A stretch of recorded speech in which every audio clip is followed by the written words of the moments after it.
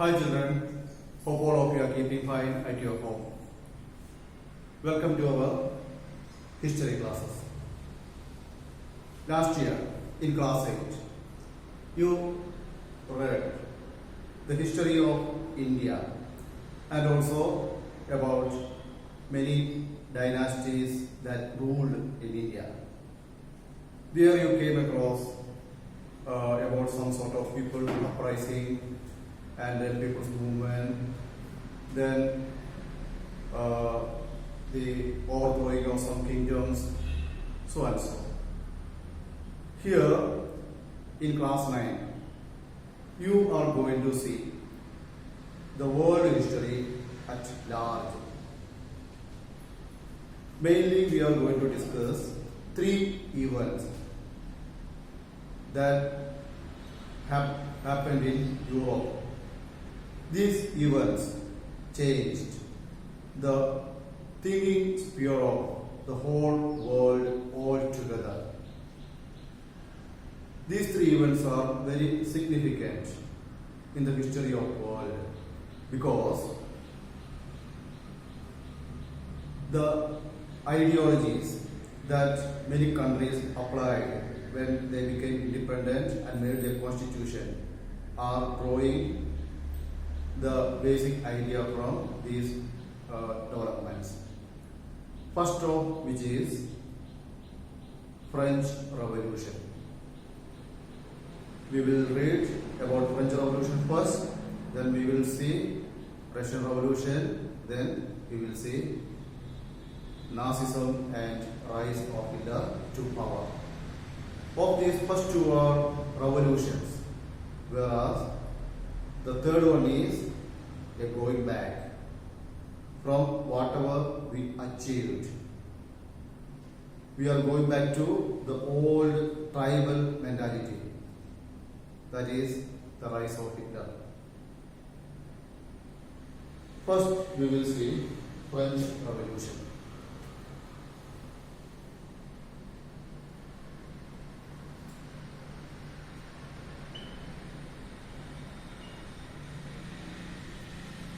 French Revolution. French Revolution happened in the year 1789. It is almost more than 200 years back, you can understand. 200 years back, the world was entirely different from the world we see around us today. People didn't have the technologies we are having now. Technology anyway, it keeps on changing, and we cannot say what will be the technology after some time. But the most important change that happened was in the thinking field of the people.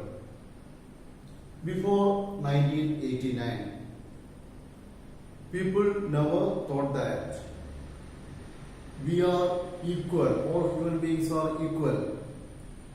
People never understand that people are born independent, because that is not the kind of concept they are getting from their teachers. They are getting only religious teaching, and in religious teaching people are asked to be submissive. They have to submit to the authority. We cannot question anyone. Whatever the authorities are telling, we have to obey. We have no right to question anyone. Questioning is a sin. It is not a sin that is punishable in the world here. It is even punishable in the life after. So people were afraid to rise up and speak out. It was such a time that this French Revolution took place. The French Revolution, it did not come out its own. During the Revolution or before French Revolution, the French society was divided into 3 classes. Number 1, clergy. Clergy in the top. Then lords. Then common people. the society was vertically divided into three classes: clergy and lords. These are ruling classes. One is ruling spiritually and another one is ruling worldly, our physical rulers. And common people, they are to be ruled. They are suffering. And these two classes enjoyed all privileges in the society. They were very few in number. It is not just in France, it was the condition almost all over the world. And common people, they were given teaching by the clergy that they have to obey the priest, the bishop, or the rulers, the king. They have only one word to obey, nothing else. And all their rights were suppressed. They don't have any right. They can work, they can pay tax, nothing more than that. And in such a time, many thinkers came out during the period of enlightenment. What do you mean by enlightenment?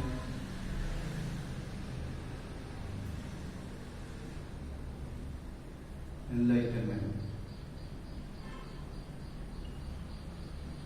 It is a movement that took place in the ideologies in Europe in the 17th century. That means from 1600 to 1900. Almost this period, the ideologies of Europe changed. Many people, they put forward many revolutionary ideas. The main ideas they put forward was that men are born independent. We don't have to be submissive to any authority. We should not simply believe anything without reason. Whether it is religious teaching or the authority of king, we should not simply believe whatever they say, if it is not reasonable. We have to evaluate everything with a reason. And if it is beyond reason, we don't have to accept it. That ideology that is known as enlightenment. And French Revolution took inspiration from these the ideologies of the enlightenment thinkers like Voltaire, Rousseau, and Montesquieu. Now, in short, French Revolution was a people's uprising. There are many uprising of people even in the past. But the French Revolution is different from all this uprising. When people rise up against the rulers, it is because of a sudden emotion. When they are done injustice, people are reacting. In many cases, wherever we see, we find like that only. But French Revolution is different. It was not a simple people's uprising. It was inspired by some humanistic ideologies like liberty,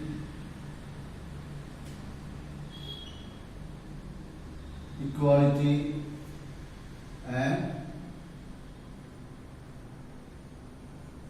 fraternity. These ideologies are coming from the Enlightenment thinkers. According to this, all people are liberal. We are not slave to anyone.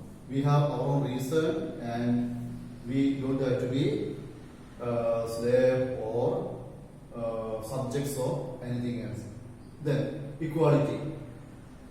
People are equal, whether it's a king or a priest or common people, all are equal. No one is higher than anyone else.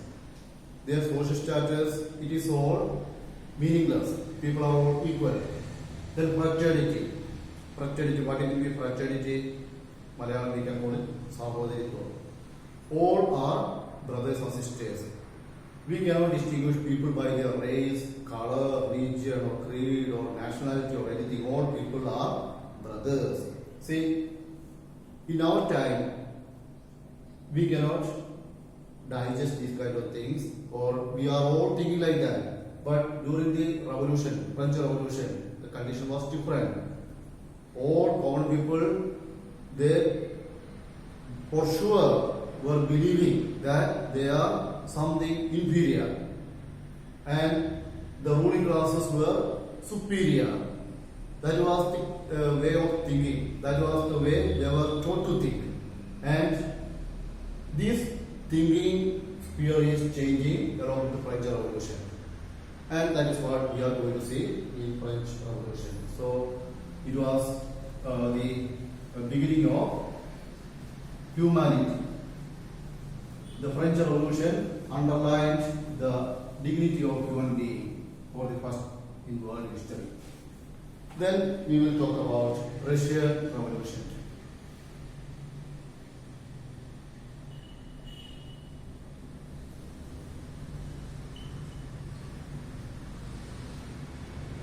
Russian Revolution took place in the year 1917, much later than French Revolution.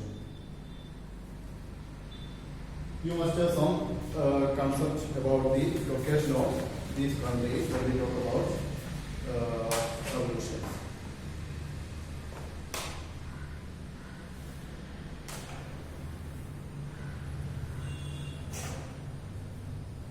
Here you can see this small country colored in green, that is France.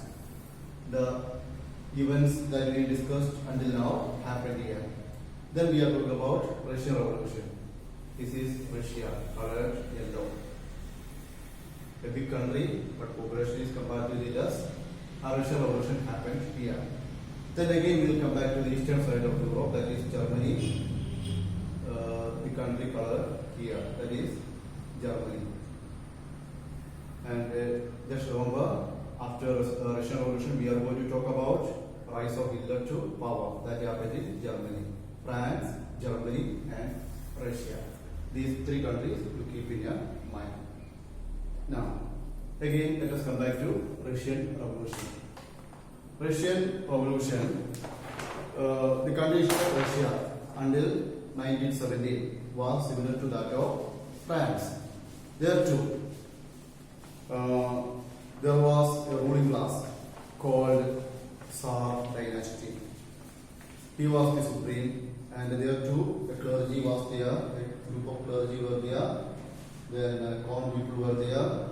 As in France, there too the common people were working like slaves or animals. They were simply paying tax. If they work more than 50% or 70%, they have to pay tax to the country, then to the church. That is what happening in Russia also before 1970. And there too, a revolution took place. People's uprising. People revolted against the rulers. But unlike the French Revolution, the Russian Revolution is a bit different. The revolutionaries in France took inspiration from Enlightenment thinkers like Voltaire, Rousseau, and Montesquieu. By the time Russian Revolution happened, these concepts were deeply rooted everywhere in the world. Then they are getting another ideology. These people, they took inspiration from two other thinkers. Of course, the concepts of French Revolution is there, but here they are taking inspiration from two thinkers. They are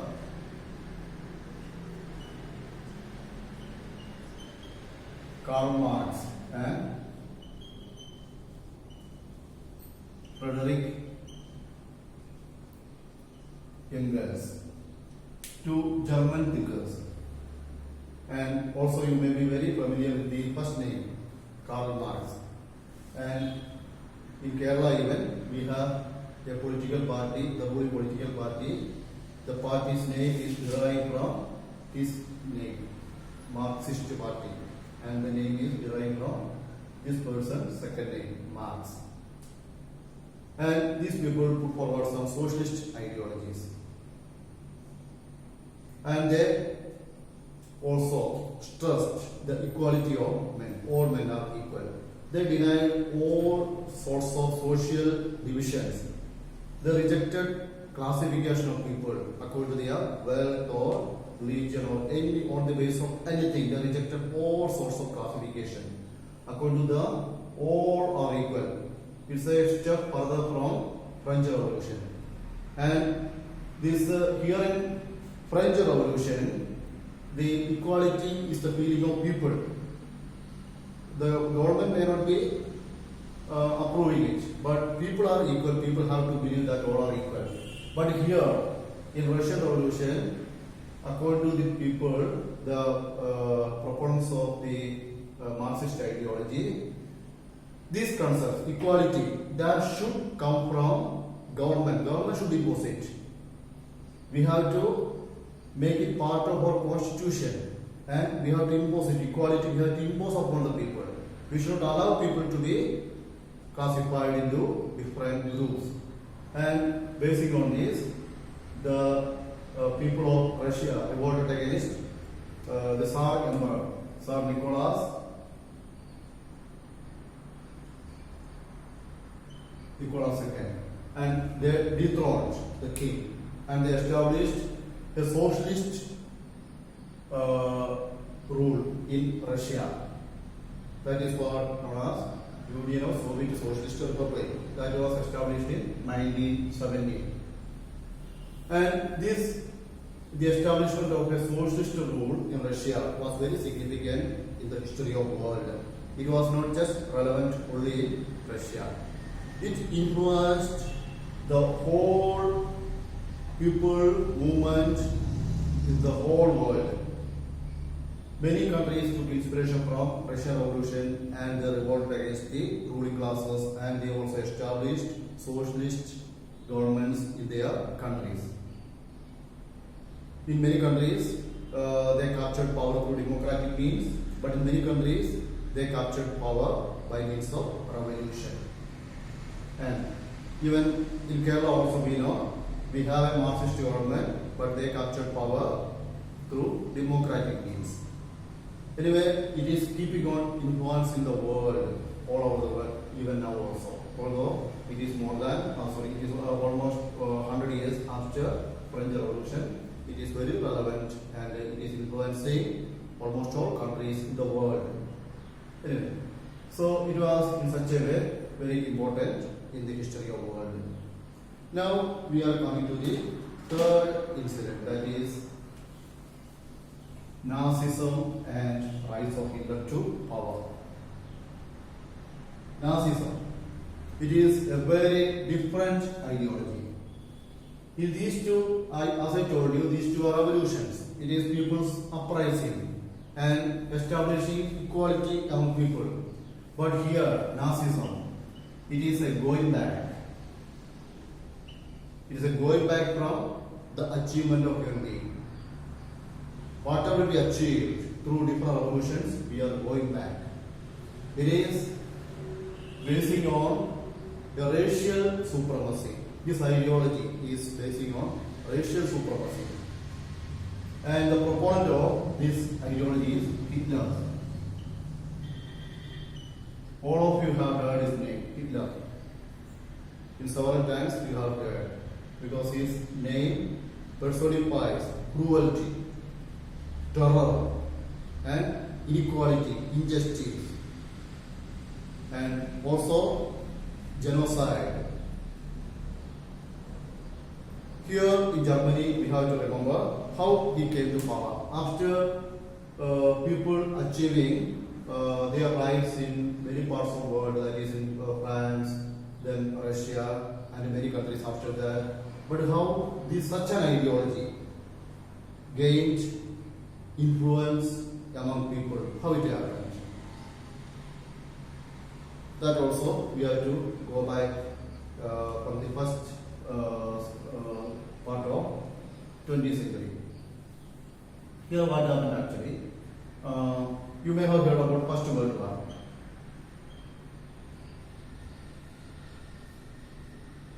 First World War. It happened in the second decade of 20th century. That means during 1940 to 80. 1914 to 80. There you can see when First World War was going on, there was a revolution in Russia. That you can coincide. And here the main reason of the war, First World War, was Germany. Germany had their imperial aspirations. They wanted to conquer Europe and many parts of the world, and other countries in Europe became hostile to Germany. And as a result, a war broke out, and Germany was finally defeated in 1918. But after Germany was defeated, other Germany's opponents, they were Britain, France, and Russia. They imposed a lot of fine on Germany, which dried the financial sources of Germany. Germany became very poor. People could not live there because they had to pay a lot of war pensions. And also Germany lost their territories, which were very rich in natural resources, to other countries. In all sense, and again, Germany could not keep army beyond the limit, and Germany always had to keep on paying fine. So in every sense, Germany was punished. Very brutally, Germany was punished. Using this opportunity, when people's lives became very hard, using the opportunity, Hitler influenced the people. He promised, once I become the ruler of the country, I will revenge. I will make Germany rich again. And for that, he blamed some people within Germany. He was blaming Jews in Germany for Germany's defeat. When we are in a bad condition, it is quite natural that when an enemy is going out, we will turn against him. And Germans did the same. People, their sentiments rose against Jews. And here what Hitler is doing, using or making use of the sentiments of people, he captured power. Once it became the ruler of Germany in 1933.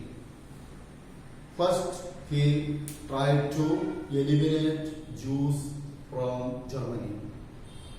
He made concentration camps and labor camps, and he captured all the Jews from the country, and he put them in concentration camps, and they were killed in large number. And he had his imperial aspirations. Hitler attacked the neighboring countries. First small countries, then big countries. First he defeated Poland, Yugoslavia, Belgium, all the neighboring countries. Then Netherlands, and he was captured in the countries one after another. And the world was watching in terror. The world understood things are gone beyond their control. Now this man is going to defeat the world. They all understood. Again, the same powers. England, France, and Russia. They rose up against Hitler.